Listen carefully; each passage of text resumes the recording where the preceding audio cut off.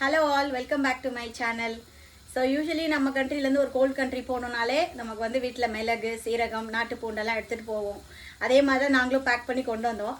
அதுவும் எக்ஸ்ட்ராவாக பார்த்தீங்கன்னா இந்த கோல்டு வெதர் டைம் வந்து சூப்ஸ் தேவைப்படும். அதனால அங்கே வந்து சாஷே பேக்கெட்ஸ்லாம் வாங்கிட்டு வந்து சரி கரெக்டாக இப்போ தான் வின்டர் டைமா, ரொம்ப கோல்டாக இருக்குது, டெய்லி மழையும் வருது.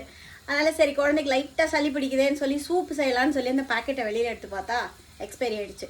அதனால் என்ன பண்ணுறது? ஸோ அதை விட பெஸ்ட்டானது ஹோம்மேட் சூப். ஸோ இருக்கிற வெஜிடபிள்ஸ் எல்லாம் போட்டு ஒரு சிம்பிளான சூப் பண்ணியிருக்கேன் பாருங்கள்.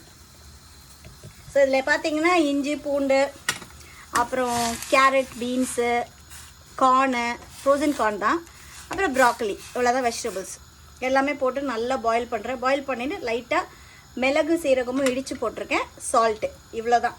Very simple and very healthy. So soup ready. இப்போது நம்ம சூப்பை குழந்தைக்கு கொடுக்கலாம். பார்த்திங்கன்னா கிளியர் சூப் தான் பாருங்கள். இது வந்து கிளியர் சூப், அதனால் நான் இப்படியே தரேன்.